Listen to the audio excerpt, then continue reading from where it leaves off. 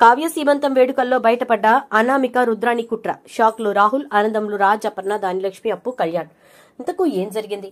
అసలు కావ్య సీమంతం వేడుకల్లో అనామిక కుట్ర బయటపడటమేంటి? మరి అనామిక కుట్ర చేస్తే ఇక్కడ ప్లాన్ ఇంప్లిమెంట్ ఎవరు చేశారు? అసలు ఈ ప్లాన్ అంతా కూడా ఎవరు తెలుసుకున్నారు, ఎలా తెలుసుకున్నారు? ఇదంతా కూడా వీడియోలో చూసి తెలుసుకునేద్దాం. బ్రహ్మముడి అప్కమింగ్ ఎపిసోడ్స్ లో ఏం జరగబోతోందనేది ముందుగా తెలుసుకోవడానికి వీడియోని లైక్ చేసి ఛానల్ సబ్స్క్రైబ్ చేసి పక్కనే ఉన్న బెల్ ఐకాన్ లో ఆల్ ట్యాప్ చేయండి. మొత్తం మీద ఇక జడ్జి గారు ఇచ్చిన తీర్పుతో అనామిక జైలుకు వెళ్ళింది. కళ్యాణ్ ఇంటికి వచ్చేశాడు. ఇకెప్పటికీ మా అమ్మాయిని కలవద్దు, మా అమ్మాయితో మాట్లాడొద్దని కనకం కోర్టులోనే చెప్పేసి కూతుర్ని ఇంటికి తీసుకొచ్చేసింది. కళ్యాణ్ ఇంటికి వెళ్లిన దగ్గర నుంచి బాధపడుతూనే ఉన్నాడు. కోర్టులో గెలిచినందుకు, తన తమ్ముడు ఎటువంటి తప్పు చేయలేదు అని చెప్పి నిరూపించబడినందుకు రాజ్ చాలా ఆనందంగా ఉంటాడు. ఇక కళ్యాణ్ మాత్రం తన గదిలోకి వెళ్లి శూన్యంగా ఉన్న తన గదిని, తన జీవితాన్ని చూసుకుంటూ ఆ గదిలో తన జ్ఞాపకాలుగా ఉన్నటువంటి ఆ ఫోటో ఆల్బమ్స్ ని తీసుకొచ్చి బయట పెట్రోల్ పోసి తగలపెట్టేస్తాడు. అది చూసిన కావ్య కళ్యాణ్ని పక్కకు లాగి, ఏంటి ఆ నిప్పుల్లో నడుస్తారా అంటే, నడవరొదినా, ఆ నిప్పుల్లో నడిస్తేనే నేను చేసుకున్న ఈ పాపానికి ప్రక్షాళన జరుగుతుంది. ఆ పాపాత్మురాల్ని నా జీవితంలోకి తీసుకొచ్చుకున్నందుకు నాకు ప్రక్షాళన జరుగుతుంది అంటూ ఉంటాడు. తప్పుగా ఆలోచిస్తున్నారు. మనసుని కుదుటపరుచుకోండి. శాంతంగా నిదానంగా ఉండండి. అప్పుడే మీరు మళ్ళీ తిరిగి మా కవిగారు కాగలుగుతారు అని చెప్పని అంటే, లేదు వదినా, నేనిక కవిని కాలేను. నా కవిత్వం నా జీవితానికి పనికిరాలేదు, నా జీవితాన్ని నిలబెట్టడానికి పనికిరాలేదు అనగానే, అలా ఎందుకంటారు? ఈ రోజు నాకు బొమ్మలు చేయటం వచ్చు, ఈ రోజు నేను చేయలేకపోతున్నాను కదా అని అవి నాకు పనికిరాకుండా పోతాయా?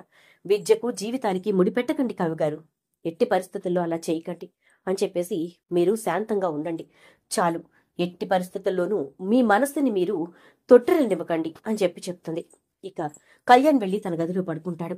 అనామిక గురించి ఆలోచిస్తూనే ఉంటాడు. ఈ గదిలో నువ్వు నాకు తీపి జ్ఞాపకాలుగా ఏమీ మిగల్చలేదు కాబట్టి సరిపోయింది, కానీ ఏమాత్రం కాసింత తీపి జ్ఞాపకాలున్నా నేను మదనపడిపోయేవాణ్ణి, బాధపడిపోయేవాణ్ణి, వాటిలోంచి బయటకు రాలేక పిచ్చివాణ్ణి అయిపోయిండేవాణ్ణి. ప్రతి క్షణం అనుక్షణం ఈ గదిలో గొడవలే కదలాడాయి.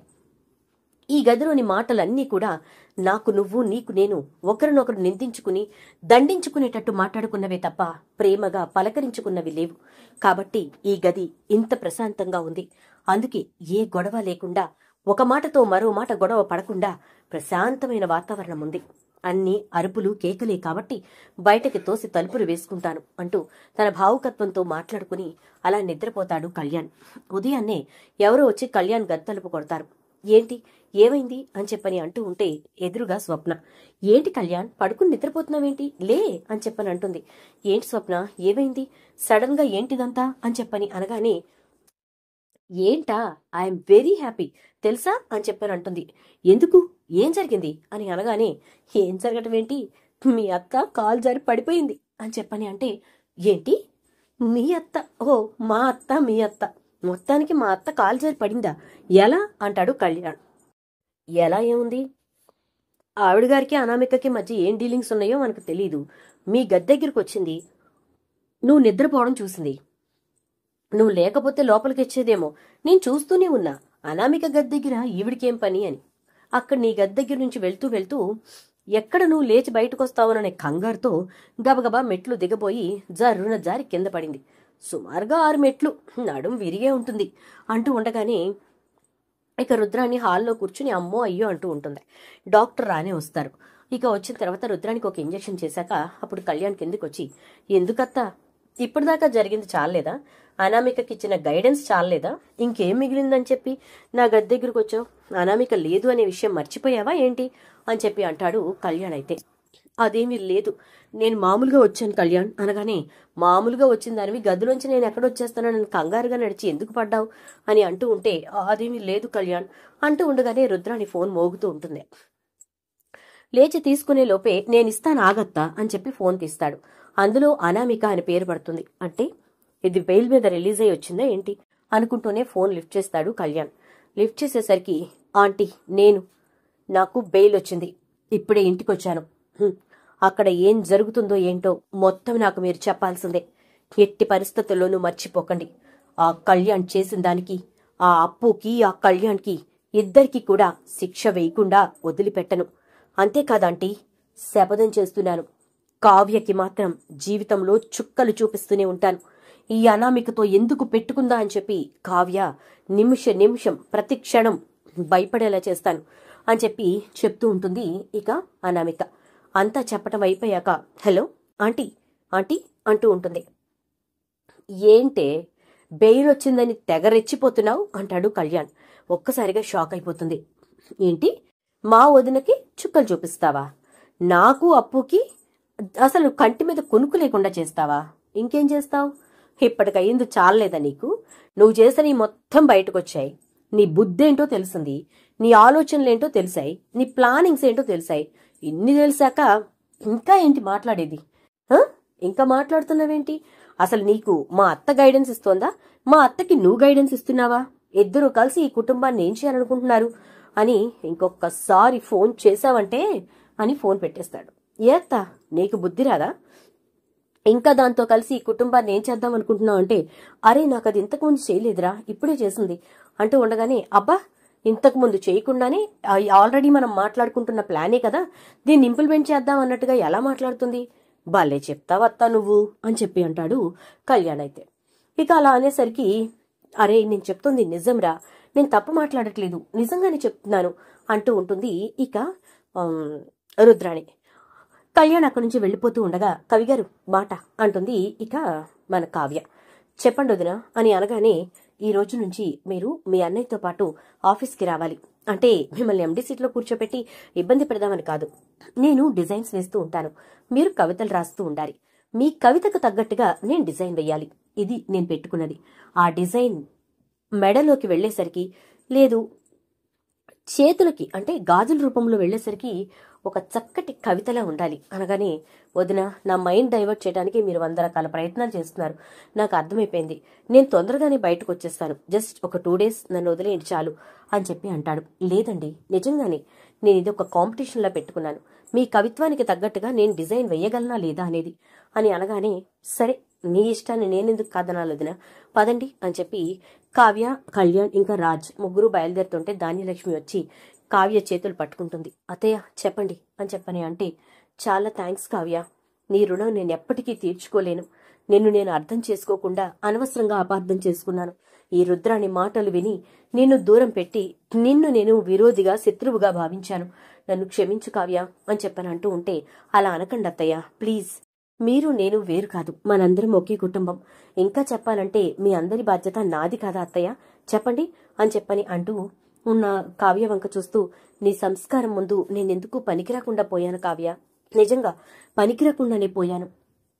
అసలు నిలువెత్తు నిదర్శనంగా సంస్కారానికి నువ్వే నిలబడ్డావు అని అంటూ ఇక ధాన్యలక్ష్మి అనగానే, పిన్ని నువ్వు ఎమోషనల్ అవ్వకు, వాడి ఇంట్లోనే ఉన్నాడు, హ్యాపీగా ఉండు, ఇంకో ఆఫీస్కి తీసుకెళ్తున్నా, వదినా మరిది ఏదో పోటీ పెట్టుకున్నారట, వెళ్తున్నాం అంటాడు రాజ్. ఇక వాళ్ళంతా కలిసి ఆఫీస్కి వెళ్ళిపోతారు. అలా ఆఫీస్కి వెళ్ళిన తర్వాత కావ్య ఇంకా కళ్యాణ్ ఇద్దరు కూడా అనుకున్నట్టుగానే కళ్యాణ్ చెప్తున్న కవితకి తగ్గట్టుగా తను డిజైన్ వేయటం మొదలు పెడుతుంది. అలా వేసిన డిజైన్ అద్భుతంగా వస్తుంది. వదినా నిజంగా మీలో ఇంత టాలెంట్ ఉందా? నేను చెప్తోంది కవిత. ఆ కవితని మీరు ఒక దృశ్య రూపంలోకి తీసుకొచ్చి దాన్ని ఎంత బాగా డిజైన్ చేశారు వదినా. ఒక ఆభరణం, ఒక కవిత ఒక ఆభరణం అయితే ఇంత బాగుంటుందా అని చెప్పేసేసి అంటూ ఇక కళ్యాణ్ అయితే పొగడ్తలతో ముంచేస్తాడు. అలా మొత్తానికి కళ్యాణ్ని నిదానంగా డైవర్ట్ చేసి, ఇక కవితలని మీరు అనవసరంగా ఎందుకు తక్కువగా చూస్తున్నారు? మీ కవితల్ని ఒకరు పబ్లిష్ చేసేదేముంది, మనమే పబ్లిష్ చేద్దాం, అది కూడా నేను నా సొంత డబ్బులతో పబ్లిష్ చేస్తాను అంటుంది. దుగ్గిరాల వారి డబ్బు కాదు అంటుంది. మీకెక్కడ వదినా అనగానే, నేను డిజైన్ చేసినందుకు మీ అన్నయ్య నాకు జీతం ఇస్తారు కదా, ఇదివరకంటే మా అమ్మ వాళ్ళకి ఇచ్చేదాన్ని, ఇప్పుడు మా అమ్మ వాళ్ళకి ఇవ్వాల్సిన అవసరం లేదుగా, వాళ్ళది వాళ్లే చూసుకుంటున్నారు, హ్యాపీగా ఉన్నారు. సో ఇప్పుడు నా డబ్బులన్నీ నేను జాగ్రత్త పెట్టుకున్నాను అనగానే, ఓ అబ్బో ఎంత దాచారు వదినా అనగానే, మీ అన్నయ్య నెలకేం తక్కువ ఇవ్వట్లేదు, 70,000 ఇస్తున్నారు అంటుంది. ఏంటొదినా 70,000 రూపాయలు సంపాదిస్తున్నావా నెలకి అంటాడు కళ్యాణ్. 70,000 రూపాయలు. ఆ 70,000 తీసుకుని జాగ్రత్త పెట్టా, దగ్గరగా ఒక 6 months నుంచి అలానే దాచాను అనగాని, అవునా ఇంకే, అయితే హ్యాపీగా మనకి బోల్డ్ అనే డబ్బులు ఉన్నట్టే, ఈజీగా మనం ఒక 2-3 బుక్స్ ప్రింట్ చేయించేయొచ్చేమో వదినా అనగానే, ఒక్కో పుస్తకం ఎన్నేపిస్తారేంటి అంటే, ఎక్కువ అక్కర్లా, మన ఇంట్లో వాళ్ళకి పంచడానికి ఉంటే చాలు అంటాడు కళ్యాణ్. ఇద్దరు నవ్వుకుంటారు. ఇక ఆ తర్వాత కళ్యాణ్ నిదానంగా ఆ ఇదిలో నుంచి బయటకు వచ్చేసాక ఇక రాజ్ కావ్య దగ్గరకు వచ్చి, నేను నీతో కొంచెం మాట్లాడాలి, ఈరోజు మనం బయటకు వెళదాం అని చెప్తాడు. సరే అయితే అంటుంది కావ్య. సాయంత్రం ఆఫీస్ నుంచి ఇంటికి వెళ్ళిన తర్వాత, అమ్మా కావ్య నేను బయటకు వెళ్తాం, ఈరోజు వంట అంతా మీరే చూసుకోండి అనగానే, సరే నాన్న అలాగే అయితే అని, ఏయ్ ఇట్రా అంటుంది. ఏంటత్తయ్య అనగానే, తెంగర బుచ్చలాగా పిచ్చి చీరలు కట్టుకు వెళ్ళకు, వాడేదో బయటకు తీసుకెళ్తానంటున్నాడు కదా, సింపుల్గా నెక్లెస్ ఒకటి వేసుకొని లూజ్ హెయిర్ చేసుకుని చక్కగా మంచి ఫ్యాన్సీ శారీ కట్టుకో, అర్థమైందా అని చెప్తుంది. ఏంటి ఎలా రెడీ అవ్వాలో కూడా కోడలికి నువ్వే చెప్తావా అంటుంది పక్క నుంచి ఇందిరాదేవి. మనం చెప్పకపోతే అత్తయ్య కనీసం అత్తగారుగా నేను రెడీ అయినట్టు కూడా రెడీ అవ్వదు, అమ్మమ్మలా రెడీ అవుతుంది అనగానే, అది మాత్రం వాస్తవం అపర్ణ అని చెప్పంటుంది ఇందిరాదేవి. ఇక అన్నట్టుగానే స్వప్నని పిలిచి, రాజ్ బయటకు తీసుకెళ్తానన్నాడట, ఈ తింగర్ దాన్ని రెడీ చెయ్యంటే అలాగే ఆంటీ అని చెప్పి స్వప్న తీసుకెళ్లి రెడీ చేస్తుంది. ఇక కావ్య చక్కగా white colour sari with black colour flowers తోటి చాలా నీట్గా అందంగా రెడీ అయి కిందకి దిగుతూ ఉంటే రాజ్ అలా చూస్తూ ఉండిపోతాడు. అత్తయ్య గారు పడిపోయినట్టున్నాడు అంటే, అవునపర్ణ పడిపోయినట్టే ఉన్నాడు అంటుంది ఇందిరాదేవి. ఇక అలా వస్తున్న కోడలి వంక సుభాష్, ప్రకాశం అందరూ చూస్తూ ఉంటారు. కావ్య ఎంత అందంగా ఉందో, తను ఎంత సంస్కారవంతురాలో, ఎంత మంచితనం తనలో ఉందో, అలాగే తన అందం కూడా అంతే బాగుంది అని చెప్పి అందరూ అనుకుంటూ ఉంటారు. కావ్య కిందకు వచ్చిన తర్వాత అపర్ణకి సుభాష్కి ఇద్దరికి నమస్కారం పెడుతుంది. ఇద్దరు కూడా శీఘ్రమేవ సుపుత్ర ప్రాప్తిరస్తు అని దీవించడంతో ఒక్కసారిగా కళ్ళు పైకెత్తి చూస్తుంది. ఇక రాజ్ వెళదామా అని చెప్పని అంటే, పదండి అనగానే ఇక వెంటనే కళ్యాణ్ ఏడిపించడం మొదలు పెడతాడు. రథసారథిగా నన్ను ఏమన్నా రమ్మంటావా అన్నయ్య, మీరిద్దరూ వెనక కూర్చుందరు గాని అని చెప్పానంటే, అవసరం లేదురా తమ్మయ్య, మేమిద్దరమే వెళతాను, డ్రైవర్ని కూడా తీసుకెళ్ళాల అని చెప్పని అంటాడు. సరే సరే అయితే మీ ఇష్టం అని చెప్పి కళ్యాణ్ అంటాడు. ఇక వాళ్ళిద్దరూ కలిసి బయలుదేరి వెళ్తారు. రాజ్ డ్రైవ్ చేస్తూనే ఉంటాడు. చాలా దూరం వెళ్ళిన తర్వాత ఎవ్వరూ లేని నిర్మానుష్యమైన ప్రదేశం, చుట్టూ చూస్తే లతలు పువ్వులు, చాలా చక్కటి వాతావరణంతో ఆహ్లాదకరంగా ఉంటుంది. ఒక రకంగా మెస్మరైజ్ అయిపోయే విధంగా అక్కడికి తీసుకెళ్లి కారు ఆపుతాడు. చుట్టూ చూసి, ఏంటండి బయటకు వెళ్దామని ఇక్కడికి తీసుకొచ్చారు అనగానే, బయటకంటే ఎక్కడికి అనుకున్నాం, రెస్టారెంట్కి అనుకున్నాం ఏంటి అంటే, అసలు ఎక్స్పెక్టేషన్ ఏమీ లేదు, ఎక్కడికి తీసుకెళ్తారులే అనుకుంటూ ఉన్నాను, కొంపదీసి ఇంకేదన్నా కంపెనీకి తీసుకెళ్లి డీల్ మాట్లాడిస్తారేమో అని కూడా అనుకున్నాను అంటుంది. ఇక అదే పనే పొద్దున్నుంచి సాయంత్రం వరకు పని చేసుకోవడం, ఇంటికి రావడం, తినటం, పడుకోవడం, ఇంకేం లేదు జీవితానికి అంటాడు. మీ జీవితానికి ఏమీ అక్కర్లేదని భీష్మించి కూర్చున్నారుగా అని చెప్పని అంటుంది.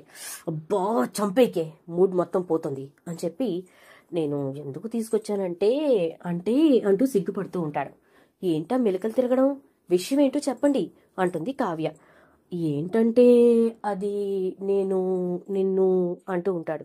మీరు నన్ను ఏంటి అంటుంది. అంటే నేను నిన్ను అంటే ఐ లవ్ యూ అని చెప్పి అంటాడు. అమ్మా ఈ మాట చెప్పడానికి ఇంత దూరం ఇంతలా కష్టపడి రెడీ అయ్యేలా చేసి తీసుకొచ్చారా అనగానే, ఏంటే నేను అంత ఇదిగా అంత ప్రేమగా చెప్తే నువ్వు మాట్లాడేసి సింపుల్గా ఇలా మాట్లాడతావా అని అంటూ ఉంటే కావ్య రాజుని వెక్కిరించి పరుగు పెడుతూ ఉంటుంది. కావ్య వెనకే రాజు పరిగెడతాడు. ఇక ఇద్దరూ కూడా ఒకరితో ఒకరు కలిసిపోతారు, మిళితమైపోతారు, మమేకమైపోతారు. అలా ఇద్దరూ ఇంటికి తిరిగి వచ్చిన తర్వాత వాళ్ళ గదిలోకి వెళ్ళిపోతారు. అత్తయ్య గారు మొత్తానికి బండి ట్రాక్ ఎక్కినట్టుంది అంటుంది అపర్ణ. పోన్లే అపర్ణ, ఇప్పటికైనా నీకు మనవణ్ణి ఎత్తుకునే సమయం వచ్చింది అని ఇందిరాదేవి అంటుంది. అసలు అత్తయ్య గారు ఎలా తయారయ్యారంటే అంటుంది ధాన్యలక్ష్మి. ఏదోలే కాసేపు వాళ్ళ మీద కాక ఇంకెవరి మీద జోక్స్ వేసుకుంటాం అని చెప్పి అపర్ణ కూడా అంటుంది. అక్క నువ్వు కూడా అంటూ ధాన్యలక్ష్మి నవ్విపోతుంది. ఇక అంతే, 3 నెలల్లో కావ్య తల్లి కాబోతుందనే వార్త ఇంట్లో అందరినీ సంతోషంలో ముంచేస్తుంది. ఇక కావ్య అయితే చాలా హ్యాపీగా ఉంటుంది. అయితే 3వ నెలలోనే ఒక 5గురు ముత్తైదుల్ని పిలిపించి చలువకి చలివిడి పెడదామని చెప్పని అనుకుంటారు. అనుకున్నట్టుగానే ఇక కనకంతో పాటు ఇంకో 4 ముత్తైదువులు కూడా వస్తారు. అయితే ఇక్కడే అనామిక తన తెలివిని ప్రదర్శించే ప్రయత్నం చేస్తుంది. రుద్రానికి ఫోన్ చేస్తుంది. ఏంటి సీమంతం వేడుకలు బాగా జరుగుతున్నట్టున్నాయి అనగానే, ఇంట్లో నాకంటే ముందు నీకే అన్ని విషయాలు తెలిసిపోతున్నాయే, ఎవరు ఇన్ఫార్మర్ శాంతనా ఏంటి అంటుంది. అవసరంలా, నేను అక్కడి నుంచి రాకముందే నా ఏర్పాట్లు నేను చేసుకున్నానులే కానీ ఇంతకు ఎప్పుడు సీమంతం? నేను రేపా ఎల్లుండా అనగానే ఈ రోజు సాయంత్రమే అంటుంది. వెరీ గుడ్, సరే నేను ఒక పార్సల్ పంపిస్తున్నా. ఆ పార్సల్ని జాగ్రత్తగా మీరు రిసీవ్ చేసుకుని ఆ పార్సల్లో ఉన్నటువంటి వాటిని జాగ్రత్తగా సాయంత్రం కావ్యకు పెట్టే స్పెషల్స్లో కలపాలి. చాలు, ఆ ఒక్కటి చేస్తే ఇంకా మీరు ఏమీ చేయక్కర్లేదు అంటుంది. ఏంటి, బిడ్డకా తల్లికా అంటుంది రుద్రాణి. ఇద్దరికి అని చెప్తుంది ఇక అనామిక. సరే అయితే ఓకే, ఎంతసేపట్లో వస్తుంది అంటే గేట్ బయటే ఉన్నాడు, నేను ఫోన్ తీగానే వచ్చేస్తాడు అని చెప్పి వెయిట్ చేయించా, పంపించేస్తున్నా అని ఫోన్ పెట్టేస్తుంది. ఇక రుద్రాణి వెళ్ళి గబగబా ఆ పార్సల్ తీసుకుని వస్తుంది. ఇదంతా కూడా గమనిస్తూ ఉంటాడు రాజ్. ఎందుకంటే ఆల్రెడీ ఇదివరకే రుద్రాణికి అనామిక దగ్గర నుంచి ఫోన్ వచ్చినప్పటి నుంచి రాజ్ గమనించుకుంటూనే ఉన్నాడు. ఇక రుద్రాణి తీసుకొచ్చిన కవర్ ని చూస్తూ ఉంటాడు. ఆ కవర్ రుద్రాణి డైరెక్ట్ గా కిచెన్ లోకి తీసుకెళ్లి లోపలెక్కడో దాచిపెడుతుంది. అలా రుద్రాణి దాచిపెట్టి వెళ్ళగానే రాజ్ వచ్చి ఆ కవర్ ఓపెన్ చేసి అందులో ఉన్న 2 బాటిల్స్ ని తీసి ఏంటా అని చూస్తాడు. ఆ తర్వాత ఆ 2 బాటిల్స్ ప్లేస్ లో హనీ బాటిల్స్ పెట్టేసి క్లోజ్ చేసేస్తాడు. ఇక ఆ 2 బాటిల్స్ ని ల్యాబ్ కి పంపిస్తాడు. ఇవి 2 కూడా పాయిజన్ అని చెప్పి తెలిసేసరికి ఒక్కసారిగా షాక్ అవుతాడు. రుద్రాణి అనామిక చెప్పినట్టుగానే కావ్య తినేటటువంటి స్పెషల్స్ లో ఈ హనీని కలిపిస్తుంది. ఇక అలా కలిపిన తర్వాత కావ్య స్వీట్స్ తినేస్తుంది, సీమంతం అయిపోతుంది, బాగానే ఉంటుంది. ఏం అర్థం కాక రుద్రాణి అనామికకి ఫోన్ చేస్తూ ఉంటుంది. రాజు వచ్చి ఏంటత్తా అనామికకా? అయ్యయ్యో అదేంటత్తా ఇప్పుడు ఫోన్ చేస్తున్నావు? సాయంత్రమే చెయ్యాలి కదా, నువ్వు పంపించిన బాటిల్స్ ఏ కలర్లో ఉంటాయని అడగాలి కదా అంటూ ఉంటే ఒక్కసారిగా షాక్ అయిపోతుంది రుద్రాణి. ఏ అత్త, తెన్నింటి వాసాలు లెక్క పెట్టడం అనే ప్రక్రియని ప్రతిరోజు ఫాలో అవుతూ ఉంటావా? నాకు తెలియక అడుగుతున్నానులే. అది నువ్వు కలిసి ఏం బిక్తాం అనుకుంటున్నారు? ఈ ఇంటిని ఏం చేద్దాం అనుకుంటున్నారు? మీరు ఇల్లు పీకి పందిరేసినా ఏమీ చేసేది లేదు. నా భార్య విషయంలో ఎవ్వరైనా తేడా చేస్తే తాట తీసేస్తాను, జాగ్రత్త అని చెప్పేసి ఇక గట్టిగానే మాట్లాడతాడు రాజ్ కూడా. రుద్రాణి అయితే ఇక అదేవి లేదు రాజ్ అని కవర్ చేసుకునే ప్రయత్నం చేసినా నాకంతా తెలుసత్తా, నువ్వెంత కవర్ చేసుకుందాం అనుకున్నా విషయం మొత్తం నాకు తెలుసు. నువ్వు ఆ అనామిక కలిసి ఆడుతున్న నాటకం ఇది. మీరిద్దరూ కలిసి కావ్యకి సీమంతంలో ఇబ్బంది పెట్టాలని, సీమంతంలోనే కావ్యని ఇంకా కావ్య కడుపులో ఉన్న బిడ్డని పైలోకాలకు పంపాలని వేసిన ఎత్తు చిత్తు చేసేశాను. నేనే చాలా తీయగా ఉండే తేనెను అక్కడ పెట్టేశాను. దాన్ని కాస్త నువ్వు చక్కగా స్వీట్స్ లో కలిపావు. నా భార్య కూడా హ్యాపీగా తినేస్తుంది. మా బుజ్జోడు బొజ్జులో ఉండి హాయిగా తిని బజ్జున్నాడు. సో ఇక నువ్వు నీ అనామిక ఇద్దరూ పడుకోవాల్సిన టైం వచ్చింది. అందుకే పోలీసులు కూడా పిలిపించానత్తా అంటాడు రాజ్. అయితే ఒక్కసారిగా షాక్ అయిపోతుంది రుద్రాణి. ఏం మాట్లాడుతున్నావు రాజ్? పోలీసులేంటి అనగానే పోలీసులే వస్తున్నారత్తా. ఆ పోలీసులు రావటం, నీకు అనామికకి బేడీలు వేసి తీసుకెళ్లటం, అలా తీసుకెళ్ళాక మిమ్మల్ని జైల్లో కూర్చోబెట్టటం, ఇలా చాలా ప్రక్రియలు ఒకదాని తర్వాత ఒకటి నీ కోసం ఆ అనామిక కోసం వెయిట్ చేస్తూ ఉన్నాయి అంటూ పాట పాడుతూ ఉంటాడు. ఇక రుద్రానికి ఏం చేయాలో అర్థం కాక రాహుల్ ఎలాగోలా కాపాడరా అంటూ ఉంటే నేనేం చేయలేను మమ్మీ, ఇప్పుడు నేను నీ తరపున మాట్లాడితే నా పెళ్ళం నా ముఖం కూడా చూడదు అని చెప్పేసి వెళ్ళి స్వప్న పక్కన నుంచుంటాడు. ఛీ పో అవతలకి, ఇప్పటిదాకా మీ అమ్మ పక్కన చచ్చావు, ఇప్పుడు అది జైలుకు పోతోందని చెప్పి నా పక్కన ఉంటావా? ఏ చెడు మంచి చేసేటప్పుడు మాత్రం ఆవిడ పక్కన, ఏదైనా ఇబ్బంది వచ్చి ఆవిడతో నుంచోవలసి వస్తే మాత్రం నుంచోవా? రేపు నన్ను కూడా ఇలాగే ముంచుతావు కదరా, పో అవతలకి అని చెప్పి తిడుతుంది. ఇక ఈలోపు పోలీసులు రావటం, రుద్రాన్ని అరెస్ట్ చేసి తీసుకెళ్లటం జరిగిపోతుంది. అపర్ణ గాని, ధాన్యలక్ష్మి గాని, ఇందిరాదేవి గాని, సీతారామయ్య గాని ఎవ్వరూ ఏమీ మాట్లాడరు.